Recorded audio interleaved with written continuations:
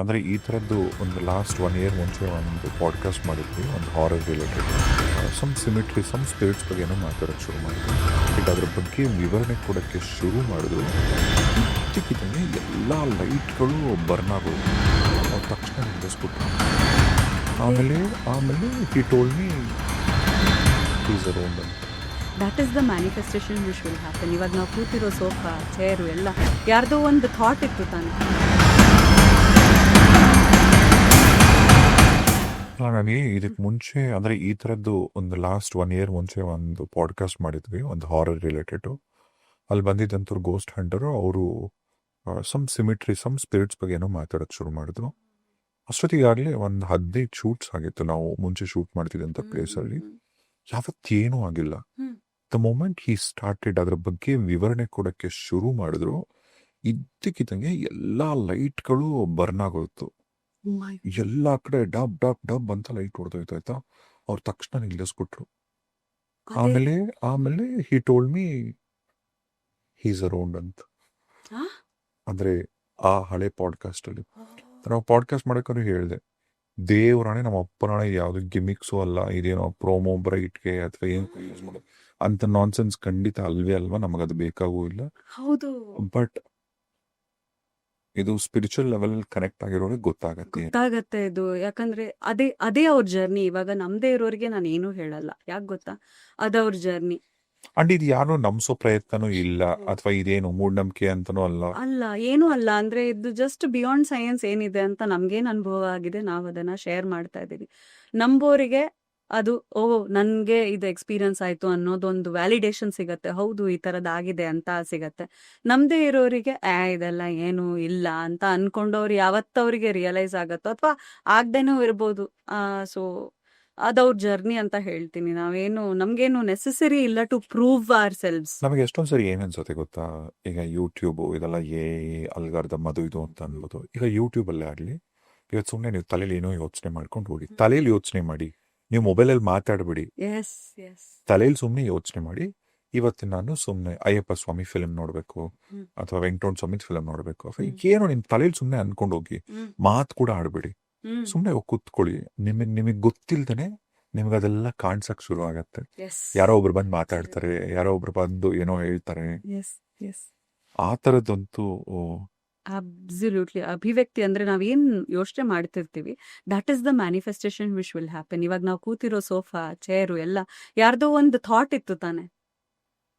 ಈ ತರ ಕೂತ್ಕೊಳಕ್ ಏನಾದ್ರು ಮಾಡ್ಬೇಕು ಅಂತ ಥಾಟ್ ಎಲ್ಲ ಒಂದು ಬೀಜ, ಒಂದು ಥಾಟ್ ಅಷ್ಟೇ ಆಗಿತ್ತೆ ಹೊರತು it was not all readymade. ಒಂದ್ ಸೋಫಾ ತರದ್ದೇನೋ ನೋಡ್ಬಿಟ್ಟು ಮಾಡಿದ್ದಲ್ಲ. ಇವೆಲ್ಲ ಯೋಚನೆ ಮಾಡಿದ್ರು, ಆಮೇಲೆ ಅದನ್ನ ಡ್ರಾಯಿಂಗ್ ಮಾಡಿದ್ರು, ಅದನ್ನ ಹಿಂಗೆ ಮಾಡ್ಬೇಕು ಅಂತ ಜನರನ್ನ ಸೇರ್ಸಿದ್ರು, ಆಮೇಲೆ ಐಡಿಯಾ ಹೇಳಿದ್ರು, ಈ ತರ ನನಗ್ ಬಂದಿದೆ, ಹಿಂಗ್ ಕೂತ್ಕೊಳ್ಳೋದ್ ಮಾಡೋಣ ಅಂತ. ಆಮೇಲೆ ನಾನ್ ಅಷ್ಟೇ ಯಾಕೆ ಕೂತ್ಕೋಬೇಕು, ಎಲ್ಲರಿಗೂ ಮಾಡೋಣ, ಎಲ್ಲರಿಗೂ ಸಹಾಯ ಮಾಡೋಣ. ನೆಲಕ್ಕೆ ಯಾಕೆ ಕೂತ್ಕೊಳ್ಳೋ, ಕಾಲೆಲ್ಲ ನೋವಿರುತ್ತೆ ಕೆಲವ್ರಿಗೆ, ಎಲ್ಲರೂ ಕೆಳಗಡೆ ಆರಾಮಾಗಿ ಕೂತ್ಕೊಳ್ಳೋಕ್ ಆಗಲ್ಲ ಅಂತವ್ರಿಗೆ ಇದನ್ ಮೇಲೆ ಕೂತ್ಕೊಳ್ಳೋ ತರ ಆಯ್ತು. ಹಾಗೆ ಎಲ್ಲಾನು ನಾವೇನ್ ಯೋಚನೆ ಮಾಡ್ತೀವಿ ಅದೇ ಅಲೈನ್ಮೆಂಟಿಗೆ ನಾವು ಹೋಗ್ಬಿಟ್ರೆ, ಎನರ್ಜಿ ಅಲೈನ್ಮೆಂಟ್, ಈ ತರದ್ದು ಸನ್ನಿವೇಶಗಳು ಆಗತ್ತೆ. ಈಗ ಎಷ್ಟೊಂದ್ ಸಾರಿ ಐ ಆಮ್ ಶೋರ್ ಪಾಡ್ಕಾಸ್ಟ್ ನೋಡ್ತಿರೋರು ನಿಮಗೇನೇನು ಆಗಿದ್ರೆ ಮಾತ್ರ ಕಮೆಂಟ್ ಮಾಡಿ. ತುಂಬಾ ಹತ್ತಿರದವ್ರನ್ನ ಕಳ್ಕೊಂಡಿರ್ತಾರೆ ಅಂತ ಇಟ್ಕೊಳ್ಳಿ. ಒಂದ್ ಹೆಂಡತಿ ಗಂಡನೋ ಅಥವಾ ಒಂದು ಬಾಯ್ ಫ್ರೆಂಡ್ ಗರ್ಲ್ ಫ್ರೆಂಡ್ನೋ, ಕೆಲವೊಂದ್ಸರಿ ತಂದೆ ತಾಯಿಗಳನ್ನೋ, ಕೆಲವು ತಂದೆ ತಾಯಿಗಳ ಮಕ್ಕಳನ್ನ ಕಳ್ಕೊಂಡಿದ್ದಂಥ ಟೈಮಲ್ಲಿ ಅವರು ಅಂತ್ಯಕ್ರಿಯೆಗಳೆಲ್ಲ ಮುಗಿದ ಮೇಲೆ, ಸ್ವಲ್ಪ ದಿನ ಆದ್ಮೇಲೆ ನಿಮ್ಗೆ ಹೆಂಗಾದ್ರೂ ಒಂದ್ ಕಡೆ ಬಂದು ಕಮ್ಯುನಿಕೇಟ್ ಮಾಡ್ತಾರೆ ಅವರು. ಉದಾಹರಣೆಗೆ ನಾವ್ ಇದು ಏನ್ ನೋಡಿದ್ವಿ, ಅದು ಅವ್ರು ನಂಬೋದು ಬಿಡೋದು ಅವ್ರಿಗೆ ಬಿಟ್ಟಿದ್ದು, ನಾವೇನಿರ್ಬೇಕು ಕಮಿಟ್ ಮಾಡಿಲ್ಲ. ಬಟ್ ನಮ್ಮ ಎಕ್ಸ್ಪೀರಿಯನ್ಸಸ್ ನಾವೇನ್ ಹೇಳೋದು, ಈ ತರದ ಸೋಲ್ಸು ಯಾವ್ಯಾವ ತರ ಚಿಹ್ನೆಗಳು ಕೊಡತ್ತಿದ್ದು. ಈಗ ಈ ತರದ್ದು ಸೋಲ್ಸ್ ಸಂಗೀತದ ಮೂಲಕ ನಿಮ್ಗೆ ಸಡನ್ ಆಗಿ ಅವ್ರ ಫೇವ್ರೆಟ್ ಸಾಂಗ್ ಪ್ಲೇ ಆಗೋದೆಲ್ಲೋ ಅಂತ ನಾನು ನನ್ನ ಪರ್ಸನಲ್ ಎಕ್ಸ್ಪೀರಿಯನ್ಸ್ ಸ್ಟೇಟ್ ಮಾಡ್ತೀನಿ. ದಯವಿಟ್ಟು ಇದರ ಬಗ್ಗೆ ಏನೂ ಕಮೆಂಟ್ ಮಾಡದೇ ಇರೋದೇ ಒಳ್ಳೇದು. ನನ್ನ ಡಾಗ್ ಶಿವಗಾಮಿ, ನನ್ನ ಮಗಳು, ಅವಳು ತೀರ್ ಹೋದ್ಲು. ನಿಮ್ಮ ಹತ್ರ ಮಾತಾಡೆಲ್ಲ ಹೋದ್ವಲ್ವ ಪೆಟ್ಸ್ ಬಗ್ಗೆ ಎಲ್ಲ. ಆಮೇಲೆ ಅವಳು ತೀರ್ ಹೋದ್ಲು. ಅದಾದ್ಮೇಲೆ ಎಷ್ಟು ಕಮ್ಯುನಿಕೇಟ್ ಮಾಡಿದಾಳೆ ಅಂದ್ರೆ ಅದನ್ನ ನಾನು ಹೇಳ್ಕೊಳಕ್ಕೂ ಸಾಧ್ಯ ಇಲ್ಲ. ನಾನು ಏನ್ ಮನ್ಸಲ್ಲಿ ಕೇಳ್ಕೊಂಡೆ, ನಾನಂದೆ ನನಗೆ ಪೀಕಾಕ್ ತರ ಒಂದು ಕ್ಲೌಡ್. ಈಗ ಪೀಕಾಕು ನಾವ್ ಯಾವ್ಯಾವ ಜಾಗದಲ್ಲಿ ಓಡಾಡ್ತೀವಿ, ತುಂಬಾ ಮರಗಿಡ ಇದ್ರೆ ಪೀಕಾಕ್ ಕಾಣಿಸೋದು ನನಗೆ ತುಂಬಾ ಸಹಜ. ನಾನು ಎಲ್ಲಿ ಇರ್ತೀನಿ ಅಲ್ಲಿ ನನ್ಗೆ ಅದು ಸಹಜ. ಆದ್ರೆ ನಾನ್ ಕೇಳಿದ್ದು ಪೀಕಾಕ್ನ ಮೋಡಗಳ ಮೂಲಕ ನೀನ್ ನಂಗೆ ತೋರ್ಸು, ನೀನ್ ಇಲ್ಲೇ ನನ್ ಸುತ್ತ ಇದೆಯಾ ಅಂದ್ರೆ ತೋರ್ಸು ಅಂತ ನಾನು ಹಿಂಗೆ ಬೈಕಲ್ಲಿ ಹೋಗ್ತಾ ಹಿಂಗೆ ಮೇಲ್ ನೋಡಿ ಹಿಂಗ್ ಪ್ರೇ ಮಾಡಿ ಕೇಳ್ಕೊಂಡೆ. ಯಾಕಂದ್ರೆ ಮನುಷ್ಯ ಆಗ್ಲಿ ಪ್ರಾಣಿ ಆಗ್ಲಿ ಯಾರು ಹೋಗ್ತಾರೆ ಅವರೆಲ್ಲ ದೇವ್ರೇ ಆಗ್ತಾರೆ ಅಂತ ಒಂದು ನಂಬಿಕೆ ಇದೆ. ಸೊ ಅವ್ರು ಕಮ್ಯುನಿಕೇಟ್ ಮಾಡ್ತಾರೆ. ನಾನು ವೇಟ್ ಮಾಡಿದೆ ಸ್ವಲ್ಪ ಹೊತ್ತು, ಅದೇ ಬೈಕಲ್ಲಿ ಹಿಂಗ್ ಹೋಗ್ತಾ ಹೋಗ್ತಾ ಹೋಗ್ತಾ ನನ್ ಮೋಡದಲ್ಲಿ ಪೀಕಾಕ್ ಕಾಣಿಸ್ತು. ಒಂದು ಕಮ್ಯುನಿಕೇಶನ್ ಅನ್ಕೊಂಡೆ. ಆಮೇಲೆ ನನಗೇ ಆದ ಒಂದು ಚಿಹ್ನೆ, ಸಂಗೀತದ ಮೂಲಕನೋ ಅಥವಾ ನನ್ಗೆ ಏನಾದ್ರೂ ಒಂದು ಚಿಹ್ನೆ ಕೊಡು ಅಂತ ಕೇಳ್ಕೊಂಡೆ. ನಾವೊಂದು ಕಾಫಿ ಕುಡಿಯೋಕೆ ಒಂದ್ ಜಾಗಕ್ಕೆ ಹೋಗ್ತೀವಿ, ಒಂದ್ ಚಿಕ್ಕ ದರ್ಶಿನಿ ತರ ಬೆಳಗ್ಗೆ ಹೊತ್ತು. ನಾನು ಕಾಲ್ ಹೆಜ್ಜೆ ಇಟ್ಟೆ, ರಾಮ್ ಸಿಯಾ ರಾಮ್ ಪ್ಲೇ ಆಯ್ತು. ಆ ದರ್ಶಿನಿಯಲ್ಲಿ 2 ವರ್ಷದಿಂದ ಹೋಗ್ತಾ ಇದ್ದೀನಿ, ಯಾವ ಸಾಂಗು ಹಾಕ್ತಾ ಇರ್ಲಿಲ್ಲ ಅವ್ರು. ಅವಳು ಹೋಗಾದ್ಮೇಲೆ ನಂಗೆ ರಾಮ್ ಸಿಯಾರಾಮ್ ಕೇಳಿಸ್ತು. ಅದಾದ್ಮೇಲೆ ಅಯ್ಯಪ್ಪ ಸ್ವಾಮಿ ಅದು ಇದು ಅವ್ರ ದೇವರ ಗೀತೆಗಳನ್ನ ಬೆಳಗ್ಗೆ ಹಾಕ್ತಾರೆ. ಧೂಪ ಎಲ್ಲ ಹಾಕುವಾಗ ಅವ್ರು ಹಾಕಕ್ ಶುರು ಮಾಡಿದ್ದಾರೆ. ಅದು 2ನೇ ಚಿಹ್ನೆ ಅನ್ಸ್ತು ನನ್ಗೆ. ಯಾಕೆ ರಾಮಂದು ಸಂಗೀತ ಅಂದ್ರೆ ನನ್ಗೆ ರಾಮ ಅಂದ್ರೆ ತುಂಬಾ ಒಲವು. ಆ ದೇವ್ರನ್ನೇ ನಾನು ಚಿಕ್ಕವಳಿದ್ದಾಗಿಂದ ರಾಮ ತರ ಇರ್ಬೇಕು, ಎಲ್ಲಾರು ನಮ್ ಸುತ್ತಲೂ ಹಂಗೆ ಇರ್ಬೇಕು, ಧರ್ಮ ಹಂಗೆ ಲೈಕ್ ಎಥಿಕಲ್ ಹಾಗೆ ನಡ್ಕೊಂಡ್ ಬಂದಿರೋ. ಅದನ್ನ ನೋಡಿದಾಗ ನಂಗೆ ಗೊತ್ತಾಯ್ತು ಇದು ನನಗೆ ಅಂತ. ಹಾಗೇನೆ ಮನುಷ್ಯರು ತೀರ್ ಹೋದಾಗ ಅಥವಾ ಪ್ರಾಣಿಗಳು ತೀರ್ ಹೋದಾಗ ನಮ್ಗೆ ಈ ರೀತಿಯಾಗಿ ಒಂದಲ್ಲ ಒಂದು ಸೈನ್ ನಾವ್ ನೋಡ್ಬೇಕಷ್ಟೆ. ನಾವು ಏನು ನೋಡ್ದೆ ನಾವು ಬ್ಲೈಂಡ್ ಆಗಿದ್ರೆ ನಮ್ಗೆ ಸೈನ್ಸ್ ಕಾಣಿಸೋದಿಲ್ಲ. But if we are actively looking for some sign, ನಾವೇನ್ ಯೋಚನೆ ಮಾಡ್ತಿರ್ತೀವಿ ನಮ್ಗೆ ಕಾಣಿಸತ್ತೆ ಅಂತ ಅಂದ್ರಲ್ವಾ, ಅದೇ ರೀತಿ ಇಲ್ಲೂ ಅಷ್ಟೇ. ನಾವು ಅವ್ರ ಬಗ್ಗೆ ಯೋಚನೆ ಮಾಡ್ತಿದ್ರೆ ಏನಾದ್ರೂ ಒಂದು ಸೇಮ್ ಟಾಪಿಕ್ ನೀವೇನ್ ಮಾತಾಡ್ತಿದ್ರಿ ಅದ್ ಬರತ್ತೆ. ಅಥವಾ ನೀವೇನಾದ್ರೂ ಅವ್ರ ಜೊತೆ ಏನ್ ಇಂಟರಾಕ್ಷನ್ ನೀವು ಜಾಸ್ತಿ ಮಾಡ್ತಾ ಇರ್ತೀರಾ ಅದೇ ಬರತ್ತೆ. ಇವಾಗ ಯಾರೋ ಒಬ್ರು ಕೇಳಿದ್ರು ಲೈಕ್ ತೀರ್ ಹೋದವ್ರ ಬಗ್ಗೆ, ಇವ್ರು ಈ ತರ ತೀರ್ ಹೋದ್ರು, ಇವ್ರು ಹಿಂಗೆ ಅಂತೆಲ್ಲ ಎಕ್ಸ್ಪ್ಲೇನ್ ಮಾಡಿದಾಗ ಏನೋ ಕೆಂಪುದು ಕಾಣ್ತಾ ಇದೆ ಅವ್ರ ಸುತ್ತಲೂ ಅಂತ ಹೇಳ್ದೆ. ಅವ್ರದ್ದು ಫೇವ್ರೆಟ್ ಕಲರ್ ಕೆಂಪು ಅಂತ ಅಂದ್ರು. ಆ ತರ. ಸೊ ಈ ತರ ಕಮ್ಯುನಿಕೇಶನ್ ಕೂಡ ಮಾಡ್ತಾರೆ. ಅಂದ್ರೆ ಈಗ ಸೋಲ್ಗಳ ಬಗ್ಗೆ ತಿಳ್ಕೊಳ್ಳೋಕೆ ನಮ್ಮ ಹತ್ರ ಬಂದ್ರು ನಮ್ಗೆ ಏನಾದ್ರೂ ಸೋಲ್ ಕಮ್ಯುನಿಕೇಟ್ ಮಾಡಿದ್ರೆ ಅದರದ್ದು ಗುರುತುಗಳನ್ನ ನಾವು ಹೇಳ್ತೀವಿ, ಈ ತರ ಹೇಳ್ತಾ ಇದೆ, ಈ ತರ ಕಮ್ಯುನಿಕೇಟ್ ಮಾಡ್ತಾ ಇದೆ ಆತ್ಮ ಅಂತ. ಮತ್ತೆ ಪದಗಳು ಎಲ್ಲೋ ಅವ್ರಿಗೆ ಇಷ್ಟ ಆಗೋ ಪದಗಳು, ಅಥವಾ ಅವ್ರಿಗೆ ಏನಾದ್ರೂ ಬುಕ್ ಮೂಲಕ ಕೂಡ ಬರ್ಬೋದು. ಅದೇನಾದ್ರೂ ಫೇವ್ರೆಟ್ ಬುಕ್ ನಮ್ಗೆ ಸಿಗೋದು, ಅಥವಾ ಅದ್ರ ಬಗ್ಗೆ ಏನಾದ್ರೂ ನಮ್ಗೆ ಗೊತ್ತಾಗೋದು. ಈ ರೀತಿ ಎಲ್ಲಾ ರೀತಿಯಿಂದನೂ ಸ್ಪಿರಿಟ್ ಅಥವಾ ಆತ್ಮ will try to tell you that I am here, I am protecting you, don't cry, don't be worried, ನಂದು ಬೇರೆ ಪರ್ಪಸ್ ಇದೆ, ನನ್ಗೆ ಹೋಗಕ್ ಬಿಡು ಖುಷಿಯಾಗಿ, ಮತ್ತೆ ಸಿಗೋಣ ಅಂತ ಕಮ್ಯುನಿಕೇಟ್ ಮಾಡಕ್ ಬರ್ತಾನೇ ಇರತ್ತೆ ಅಂತ ಹೇಳ್ತಾರೆ. ಇದೆಲ್ಲ ಏನು ಅಂದ್ರೆ ವೈಯಕ್ತಿಕವಾಗಿ ಅವರಿಗೆ ಎಕ್ಸ್ಪೀರಿಯನ್ಸ್ ಆಗಿದ್ರೆ ಮಾತ್ರನೇ ಇದೆಲ್ಲ. ಹೌದು. ನಾನೀಗ ಪಾಡ್ಕಾಸ್ಟ್ ಬರೋ ಮುಂಚೆ ಕೂಡ ನನ್ನ ಫ್ರೆಂಡ್ ಅಂತ ಹೇಳಕ್ ಹೊರಟೆ. ನಂಗೆ ಆಕ್ಚುಲಿ ಅದು ಸುಳ್ಳು ಹೇಳಕ್ಕೂ ನಂಗೆ ಇಷ್ಟ ಇಲ್ಲ, ನಿಜಾನೇ ಹೇಳ್ತೀನಿ. ಸರಿ. ನಂದೇ ಒಂದು ವೈಯಕ್ತಿಕ ಎಕ್ಸ್ಪೀರಿಯನ್ಸ್. ನಾನು ಒಂದು ದಯವಿಟ್ಟು ಪರ್ಸ್ನಲ್ ಆಗಿ ಇದು ಯಾರು ಕಮೆಂಟ್ ಮಾಡ್ಬಿಡಿ, ನನಗೆ ತುಂಬಾ ಪರ್ಸ್ನಲ್, ನನಗೆ ಹತ್ತಿರವಾಗಿದ್ದು. ಒಂದು 3 ವರ್ಷದ ಮುಂಚೆ ನನ್ನ ಬೆಸ್ಟ್ ಫ್ರೆಂಡ್ ಒಬ್ಬಳನ್ನ ನಾನು ಕಳ್ಕೊತೀನಿ, ಆಯ್ತಾ. ಅವಳು ಸಾಯೋ ಒಂದು 6 months ಮುಂಚೆ ನಾನು ಅವಳು ಮಾತಾಡ್ತಿರ್ಲಿಲ್ಲ ಅಂದ್ರೆ ಜಗಳ ಆ ಥರ ಏನಾಗಿರ್ಲಿಲ್ಲ, ಏನೋ ಬ್ಯುಸಿ ಇದ್ವಿ ಅಷ್ಟು. ಆಮೇಲೆ ಒಂದಿನ ನನ್ನ ಬರ್ತ್ಡೇಗೆ ಕಾಲ್ ಮಾಡಿದ್ರು, ಮತ್ತೆ ನಾನು ವಾಪಸ್ ಮಾಡ್ತೀನಿ ಅಂದ್ಬಿಟ್ಟು ಫೋನ್ ಇಟ್ಟೆ, ಮತ್ತೆ ನಾನು ಮಾಡಲಿಲ್ಲ, ನಾನು ಬ್ಯುಸಿ ಆಗ್ಬಿಟ್ಟಿದ್ದು. ನನ್ನ ಕ್ಲೋಸ್ ಫ್ರೆಂಡ್ ಅವಳು, ನನ್ನ best friend. One final day ಅವಳು ಹೋದ್ಲು ಅಂತ ಮಾತ್ರ ನಂಗೆ ನಿಜವಾಗ್ಲೂ ನನಗೆ ಇಲ್ಲಿ ಎಮೋಷನಲ್ ಆಗಕ್ಕೆ ಇಷ್ಟ ಇಲ್ಲ. ಅದೇ ಕಾರಣಕ್ಕೆ ಅವಳಿಗೇನೋ ಆಕ್ಸಿಡೆಂಟ್ ಆಯ್ತು ಅಂತ ಅಷ್ಟೇ ನ್ಯೂಸ್ ಬಂದಿತ್ತು. ಅಲ್ಲಿಗೆ ಹೋದಾಗ ಗೊತ್ತಾಯ್ತು ಅಷ್ಟೊತ್ತಿಗೆ ಶೀಸ್ ಲೈಕ್ ಹೊಟ್ಟೋಗಿದ್ದಾಳೆ ಅಂತೆಲ್ಲ. ಅದು ಏನಾಗಿತ್ತು ಅಂದ್ರೆ ಹೊಟ್ಟೋಗಿದ್ದಾನೆ ಅಂತ ಡಿಕ್ಲೇರ್ ಮಾಡಿದ್ರು, ಬಟ್ ಸ್ಟಿಲ್ 15 days ಇಟ್ಟಿದ್ರು ಅಲ್ಲಿ ಚಾನ್ಸಸ್ ಇದೆ ಅಂತ. ಅಂದ್ರೆ ಅದು ನಾನು ಇನ್ನೂ ಸಂಕ್ಷಿಪ್ತವಾಗಿ ಹೇಳ್ಬೇಕಾಗತ್ತೆ. ಅದು ನಂಗೆ ಅದು ನಿಜವಾಗ್ಲೂ ಅಷ್ಟು ಪರ್ಸ್ನಲ್ ನಂಗೆ ಹೇಳಕ್ ಇಷ್ಟ ಇಲ್ಲ. ಅಂದ್ರೆ ಓಕೆ, ಅವಳು ಹೋದ್ಲು, ಅವಳು ಹೋಗಿದ್ದಾದ್ಮೇಲೆ ಅಂತ್ಯಕ್ರಿಯೆ ಮಾಡೋ ಟೈಮಲ್ಲಿ ಅವಳ ಫ್ಯಾಮಿಲಿ, ಬೇರೆ ನನ್ನ ಎಲ್ಲ ಫ್ರೆಂಡ್ಸು, ನಾವೆಲ್ಲರೂ ಸೇರಿದ್ವಿ. ಪ್ರತಿ ವರ್ಷ ಅವಳು ಬರ್ತ್ಡೇಗೆ ಏನಾದರೂ ಒಂದು ಗಿಫ್ಟ್ ಕೊಡ್ತಿದ್ದೆ ನಾನು. ಒಂದು ವರ್ಷ ನಾನು ಪರ್ಲ್ದು ಮುತ್ತಿಂದ ಒಂದು ಸೆಟ್ ಕೊಟ್ಟಿದ್ದೆ. ಇನ್ನೊಂದು ಸಾರಿ ಏನೋ ಅವಳಿಗೆ ಇಷ್ಟವಾಗಿದ್ದ ಒಂದು ಗೌನ್ ಕೊಟ್ಟಿದ್ದೆ. ಆಮೇಲೆ ನಂಗೂ ನಾವು ಬೆಸ್ಟ್ ಫ್ರೆಂಡ್ಸ್ ಒಂದಷ್ಟು ಜನ ಇದ್ವಲ್ಲ, ನಮ್ಗೆ ಇಷ್ಟ ಈ ಥರದೆಲ್ಲ ಎಕ್ಸ್ಚೇಂಜ್ ಮಾಡ್ಕೊಳ್ಳೋದು. ಈ ವರ್ಷ ಬರ್ತ್ಡೇಗೆ ನಾನು ಅವಳು ಮೀಟ್ ಮಾಡಿರಲಿಲ್ಲ. ಅವಳದು ಯಾವಾಗ ಇದೆಲ್ಲ ಅಂತ್ಯಕ್ರಿಯೆ ನಡೀತಿತ್ತಲ್ಲ, ಆ ಟೈಮಲ್ಲಿ ಒಂದು ಪ್ರೊಸೀಜರ್ ಇತ್ತು ಅಲ್ಲಿ. ಕೊನೆಗೆ ಕಳಿಸ್ಕೊಡೋ ಮುಂಚೆ ನನ್ನ ಫ್ರೆಂಡ್ ಒಬ್ಳು ಡಿಸೈನ್ ಕೂಡ ಮಾಡಿ ಒಂದು ಬಟ್ಟೆ ತಂದಿದ್ಲು. ಅದನ್ನೇ ಅವಳು ಶವ ಕೂಡ ಹಾಕ್ಸಿದ್ದು. ಆಮೇಲೆ ಮೇಕಪ್ ಮಾಡಿದ್ರು ಅವಳಿಗೆ. ಮೇಕಪ್ ಮಾಡ್ತಿರೋ ಟೈಮಲ್ಲಿ ಫ್ರೆಂಡ್ಸು ಫ್ಯಾಮಿಲಿ ತುಂಬ ಜನ ಇದ್ರು. ನನಗೆ ಅಲ್ಲಿ ನಿಂತ್ಕೊಳ್ಳೋಕ್ಕೂ ಆಗ್ತಿರ್ಲಿಲ್ಲ. ಐ ಆಮ್ ಕಂಪ್ಲೀಟ್ಲಿ ನನ್ನ ಸುಸ್ತು ಹೆಂಗಾಗಿತ್ತು ಅಂದರೆ ನನಗೆ ಎಲ್ಲೋ ದೂರದಲ್ಲಿ ನಾನು ಕೂತಿದ್ದೆ, ಆಯಿತಾ. ಮೇಕಪ್ ಆರ್ಟಿಸ್ಟ್ ಯಾರು ಕರೆಸಿದ್ರು, ಯಾರು ಬಂದಿದ್ರು, ಆಕೆಗೆ ನಾನು ಯಾರು ಅಂತಲೂ ಗೊತ್ತಿಲ್ಲ. ನಾನು ಆಕೆನ ಕಾಲ್ ಮಾಡಿ ಕರೆಸಿಲ್ಲ, ಏನಿಲ್ಲ. ಈಕೆ ಮೇಕಪ್ ಮಾಡಿಬಿಟ್ಲು. ಮಾಡಿದ್ದಾದ್ಮೇಲೆ ಅಲ್ಲೆಲ್ಲರೂ ಕೂತಿದ್ದಾರೆ, ಫ್ಯಾಮಿಲಿ ಫ್ರೆಂಡ್ಸ್ ಎಲ್ಲ.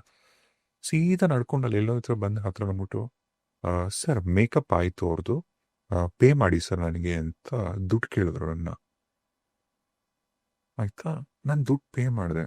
ನಾನು ದುಡ್ಡು ಬಗ್ಗೆ ಎಲ್ಲ ನಾನು ಅನ್ಕೋತಿರೋದು, ಅಲ್ಲಿ ಅಷ್ಟು ಜನ ಇದ್ದಾರೆ, ನಾನು ಯಾರು ಅಂತ ಗೊತ್ತಿಲ್ಲ, ಎಲ್ಲೋ ಕೂತಿದ್ದೀನಿ ನಾನು.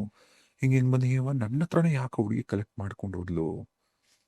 ನನಗೆ ಎಲ್ಲೋ ಒಂದು ಕಡೆ ಅನ್ಸಿದ್ದು, ನನ್ನ ಫ್ರೆಂಡು ನನಗೆ ಈ ವರ್ಷ ನನ್ನ ಬರ್ತ್ಡೇ ಗಿಫ್ಟ್ ಕೊಟ್ಟಿಲ್ಲ, ಕೊಡು ಸಮಥಿಂಗ್ ಗೊತ್ತಿಲ್ಲ. ಐ ಮೇ ಸೌಂಡ್ ಸ್ಟುಪಿಡ್, ಆಯ್ತಾ. ಅವ್ರವ್ರಿಗೆ ಮಾತ್ರನೇ ಪರ್ಸನಲ್ ಎಕ್ಸ್ಪೀರಿಯನ್ಸ್ ಏನು, ಆದರೆ ಯಾರಿಗೂ ಆಗ್ಬಾರ್ದು ಈ ಥರದ್ದೆಲ್ಲ. ನಾನು ಹೇಳೋದು, ಕೆಲವೊಂದು ಸಾರಿ ನೇಚರೇ ಅಸ್ತಿತ್ವನೇ ನಮ್ಮ ಜೊತೆ ತುಂಬಾ ವಿಚಾರಗಳು ಕಮ್ಯುನಿಕೇಟ್ ಮಾಡ್ತಾ ಹೋಗುತ್ತೆ ಅಲ್ವಾ? ಹೌದು, ಖಂಡಿತ. ಅಂದ್ರೆ ಈಗ ಆನ್ ದ ಹೈಂಡ್ ಸೈಟ್ ನೋಡಿದ್ರೆ, ನಾ ಹೇಳದ್ನಲ್ವಾ, ನಾವು ಬ್ಲೈಂಡ್ ಇದ್ರೆ ನಮ್ಗೆ ಅದೇನು ಚಿಹ್ನೆ ಅಥವಾ ಗುರುತು ಏನೋ ಕಳಿಸ್ತಾ ಇದ್ದಾರೆ ಅವರು ತೀರ್ ಹೋದವರು ಅಂತ ಗೊತ್ತಾಗೋದಿಲ್ಲ. ನಿಮ್ಗೆ ಅದು ಒಂದು ಸೈನ್ ಇರ್ಬೋದು, ಆತ್ಮದ communication before leaving one last time, like that's my gift, you give the gift, ನೀನೇ ಕೊಡಿಸ್ಬೇಕು ಅಂತ ಶಿ ಮೈಟ್ ಹ್ಯಾವ್ ಕಮ್ಯುನಿಕೇಟೆಡ್ ನಿಮಗೆ. And it could also mean that ನಿಮ್ಮಿಂದಾನೇ ಅದು ಆಗಬೇಕಿತ್ತು, ಆ ಋಣ or that soul contract had to end there between both of you for all the karmas that happened. ಅಂದರೆ 6 months ನೀವು ಮಾತಾಡಿರಲಿಲ್ಲ, ಬ್ಯುಸಿ ಆಗಿಬಿಟ್ರಿ, ಏನೂ ಮೀಟ್ ಮಾಡೋಕ್ಕಾಗಿಲ್ಲ. ಬಟ್ ದಟ್ ವಾಸ್ ದ ಋಣ. ಅಂದರೆ ನಾನು ನಿನ್ನ ಹೊರಟೆ, so that's it, I'll see you another time, ನಾವು will have to end it here ಅನ್ನೋ ಥರ. ನಿಮಗೆ ಅದು ಕ್ಲೋಷರ್ ಅಂತ ಹೇಳ್ತಾರಲ್ವ, ಅಂದರೆ ನಿಮ್ಗೀಗ ನೆನಪಿದೆ, ನಾನು ಕೊಟ್ಟೆ, ಅವ್ರು ಹೋದ್ರು ಅಂತ, ಆ ಥರ. So that might be the closure she tried to give you or communicate with you, ಆ ಥರ. ಸೊ ಈ ರೀತಿ ಎಲ್ಲ ಆಗಿದ್ದುಂಟು. ಎಷ್ಟು ಸೋಲ್ಸ್ ಕಮ್ಯುನಿಕೇಟ್ ಮಾಡ್ತವೆ, ನಾವು ಭಯ ಪಡ್ತೀವಿ ಅಥವಾ ನಮಗೆ ಗೊತ್ತಾಗಲ್ಲ ಯಾಕೆ ಕಮ್ಯುನಿಕೇಟ್ ಮಾಡ್ತವೆ ಅಂತೆಲ್ಲ. ಅದಕ್ಕೆಲ್ಲದಕ್ಕೂ ಒಂದು ರೀಸನ್ ಇರುತ್ತೆ. ಅಂದರೆ ನಾವು ಅದನ್ನ ನೋಡ್ಬೇಕು, ಯಾಕೆ ಈ ಥರ ನಮಗೆ ಹೇಳ್ತಾ ಇದೆ, ಏನು ಮಾಡಬೇಕು ನಾನು ಅಂತ ಎಲ್ಲ. ಆ್ಯಂಡ್ ಎಷ್ಟೊಂದು ಜನ ಈ ರೀಡಿಂಗ್ ಎಲ್ಲ ತಗೊಂಡವರು, ನಾನು ಏನು ಹೇಳಿರ್ತೀನಿ, ಅವ್ರು ಏನು ಇನ್ನೊಂದು 4-5 ಜನರ ಹತ್ರ ಏನು ಕೇಳಿರ್ತಾರೆ, ಸೇಮ್ ಇರುತ್ತೆ. ಅದು ಹೇಗೆ ಅಂತ, ಇವಾಗ ಪುರೋಹಿತರಲ್ಲಿ ಕೇಳಿರ್ತಾರೆ ಯಾವ್ದು ದೋಷ ಇದೆ, ಏನಿದೆ, ಏನು ಮಾಡಬೇಕು ಅಂತ. ನನಗೆ ಒಂದು ಸೋಲ್ ನನಗೆ ಕಮ್ಯುನಿಕೇಟ್ ಮಾಡಿ ಹೇಳ್ತು, ಗೋಕರ್ಣಗೆ ಹೋಗಬೇಕು, ಬೇರೆ ಎಲ್ಲೂ ಮಾಡಂಗಿಲ್ಲ, ನನ್ನ ಇದು ಪೂಜೆಗಳು ವರ್ಷ ಏನು ಮಾಡೋದಿದೆ ಅದು ಗೋಕರ್ಣಗೆ ಹೋಗಬೇಕು ಅಂತ. ನಾನು ಅವ್ರ ಮಗನಿಗೆ ಕಮ್ಯುನಿಕೇಟ್ ಮಾಡಿದ್ರೆ ಅವರಂದ್ರು, ನನಗೆ ಗೋಕರ್ಣಕ್ಕೆ ಹೋಗೋಕ್ಕಾಗ್ತಾ ಇಲ್ಲ, ಸ್ಟಾಪ್ ಆಗಿಬಿಟ್ಟಿದೆ. Is he happy with all the last rites ಅಂತ ಕೇಳಿದ್ದು ಕ್ವೆಶನ್ನು. ಅವಾಗ ಸೋಲ್ ಕಮ್ಯುನಿಕೇಟ್ ಮಾಡ್ತು ಅವ್ರ ತಂದೆ, I am not happy, he has to come to Gokarna once, ಇಂಡಿಯಾಗೆ ಬರಬೇಕು ಅಂತ. ಅವ್ರು ಇರೋದೆಲ್ಲೋ ದುಬೈಯೋ ಎಲ್ಲೋ ಇರೋದವರು, ಅವರು ಬರೋಕ್ಕಾಗ್ತಾ ಇಲ್ಲ, ಇಲ್ಲಿ ಹ್ಯಾಪಿ ಇಲ್ಲ. ಹಿ ask that question. And when I said ಇಲ್ಲ ನೀವು ಗೋಕರ್ಣ ಬರಬೇಕು, ಪುರೋಹಿತರು ಇದೇ ಹೇಳಿದ್ರು, ಗೋಕರ್ಣನೇ ಹೋಗಿ ನೀವು ಪಿಂಡದ್ದು ಅದೆಲ್ಲ ನೀವು ಕೆಲಸಗಳು ಮಾಡಲೇಬೇಕು, ಈ ವರ್ಷ ಮಾಡಲೇಬೇಕು ನೀವು ಡಿಸೆಂಬರ್ ಒಳಗಡೆ ಅಂತ ಅವರು ಹೇಳಿದ್ರು. ನೀವು ಅದೇ ಹೇಳ್ತಾ ಇದ್ದೀರಾ ಅಂತ. ಹಾಗಾಗಿ ಎಲ್ಲ ರೀತಿಯಿಂದ ಅವ್ರಿಗೆ ಏನು ಬೇಕೋ ಅವ್ರು ಅದು ಕೇಳ್ತಾರೆ. ನಾವು ಕೊಡೋ ಟೈಮು ಡಿಲೇ ಆಗ್ಬೋದು, ನಮ್ಮ ಅರಿವು ಇಲ್ಲದೆ, ನಮ್ಗೆ ಇದ್ರ ಬಗ್ಗೆ ಗೊತ್ತಿಲ್ಲದೆ ನಾವು ಡಿಲೇಸ್ ಮಾಡ್ಬೋದು. ಅಂಡ್ ಎಷ್ಟೋ ಸಂದರ್ಭದಲ್ಲಿ ನಿಮ್ಮ ಮನೆಗಳಲ್ಲಿರ್ತಕ್ಕಂಥ ಪೆಟ್ಸ್, ನಾಯಿ ಆಗ್ಬೋದು, ಬೆಕ್ಕುಗಳೇನಿರುತ್ತಲ್ಲ, ಸಾಕು ಪ್ರಾಣಿಗಳು, ಇದೆಲ್ಲ ನಿಮ್ಮ ಆನ್ಸೆಸ್ಟರ್ಸ್ ಅಂತ ಅಂತಾರೆ, ಅಂದ್ರೆ ನಿಮ್ಮ ಪೂರ್ವಜರು ಅಂತ. ಇದಕ್ಕೂ ಅದಕ್ಕೂ ಹೇಗೆ ಸಂಬಂಧ?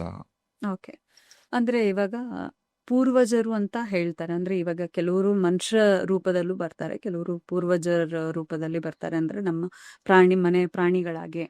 ಸೊ ಪ್ರಾಣಿಗಳಿಗೂ ಕರ್ಮನೇ ಇಲ್ಲ ಅಂತ ಹೇಳ್ತಾರೆ. ಅದನ್ನ ನಾನು ಕೇಳಿದೀನಿ. ಅಂದ್ರೆ ಕರ್ಮ ಮುಕ್ತ ಇರ್ತಾರೆ. ಪ್ರಾಣಿ ಜನ್ಮಕ್ಕೆ ಏನು ಕರ್ಮ ಅಥವಾ ಲಾಸ್ಟ್ ರಿಚುವಲ್ಸ್ ಎಲ್ಲ ನಾವು ಮಾಡೋದಿಲ್ಲ ಅಲ್ವಾ.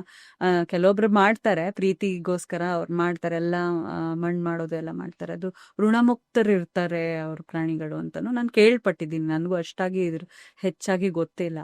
ಆದ್ರೆ ಪಿತೃಗಳಾಗಿ ಅವ್ರು ಬಂದು ಎಷ್ಟು ಪ್ರೀತಿ ಕೊಡ್ತಾವಲ್ವಾ. ಪ್ರಾಣಿಗಳಷ್ಟು ಪ್ರೀತಿ ಮನುಷ್ಯ ಕೊಡ್ಲಿಕ್ಕೆ ಸಾಧ್ಯನೇ ಇಲ್ಲ ಅಂತ ನಾನು ಹೇಳಬಲ್ಲೆ. ನಾನು ಅದನ್ನು ಬರೆದ್ಕೊಡ್ಬಲ್ಲೆ. ನಾನು ಯಾವ ರೀತಿಯ ಮನುಷ್ಯನಲ್ಲೂ ಪ್ರಾಣಿಗಳಲ್ಲಿರುವಷ್ಟು ಪ್ರೀತಿ ನೀವು ಒಂದು ಚಿಕ್ಕ ತುತ್ತು ಅನ್ನ ಹಾಕ್ಬಿಡಿ, 15 ವರ್ಷ ನಿಮ್ಮನ್ನ ಅದು ನೋಡ್ಕೊಳತ್ತ. ಆ ಒಂದು ಪ್ರೀತಿ ತೋರ್ಸಿದಕ್ಕೆ ಅಷ್ಟು ಪ್ರೀತಿ ನಮ್ಗೆ ನಮ್ಮ ತಾತ ಮುತ್ತಾತ ಅಥವಾ ನಮ್ಮ ಅಜ್ಜಿ ಅಜ್ಜ ಎಲ್ಲ ಇದ್ದಾಗ ಅವ್ರು ಎಷ್ಟು ಪ್ರೀತಿ ಮಾಡ್ತಾರೆ. ನಮ್ಮ ಮುತ್ತಜ್ಜಿ ಇದ್ದಾರೆ, ಅವರಷ್ಟು ಪ್ರೀತಿ ಅವ್ರು ಬೈಯಲ್ಲ, ಏನು ಮಾಡಲ್ಲ, ಎಷ್ಟು ಪ್ರೀತಿಯಿಂದ ನೋಡ್ಕೋತಾರೆ. ಅದ್ರ ಅರ್ಥ ಏನಂತಂದ್ರೆ ಈ ಪ್ರಾಣಿಗಳನ್ನು ಅಷ್ಟೇ ಪ್ರೀತಿಯಿಂದ ನೋಡ್ಕೊಳ್ಳೋದು. ನಮ್ಮನ್ನೆಲ್ಲ ಕಾಪಾಡ್ತವೆ ಅಂತ ಹೇಳ್ತಾರೆ. ನಮ್ಮ ನೆಗೆಟಿವ್ ಎನರ್ಜಿ ಏನಾದ್ರೂ ನಮ್ಗೆ ಏನಾದ್ರೂ ಇದನ್ನು ಕೇಳ್ಪಟ್ಟಿದ್ದೀನಿ. ನಮ್ಗೆ ಏನಾದ್ರೂ ಕೇಡಾಗ್ಬೇಕು, ನಮ್ಮಲ್ಲಿ ಏನಾದ್ರೂ ನೆಗೆಟಿವ್ ಎನರ್ಜಿ ಇದೆ, ನಮ್ಗೆ ಯಾರಾದ್ರೂ ಏನಾದ್ರೂ ಮಾಡಿದಾರೆ ಅಂದ್ರೆ ಪ್ರಾಣಿಗಳು ಅದನ್ನ ತಗೊಂಡು ಹೋಗ್ತವಂತೆ. ಹಂಗೆ ಅಲ್ವಾ ಈಗ ತಂದೆ ತಾಯಿಗಳಾಗ್ಲಿ ಅಥವಾ ನಮ್ಮ ಹಿರಿಯರಿರ್ಲಿ, ನಮ್ಮನ್ನ ಅವರು ರಕ್ಷಿಸೋದೇ ಅವರ ಮುಖ್ಯ ಧ್ಯೇಯ ಆಗಿತ್ತು ಯಾವಾಗೂನು. Parents, unless you have a family where parents are not taking care of you, specific case ಆಯ್ತದು. In general parents will take good care of kids ಅಂತಾನೆ ನಂಬಿಕೆ.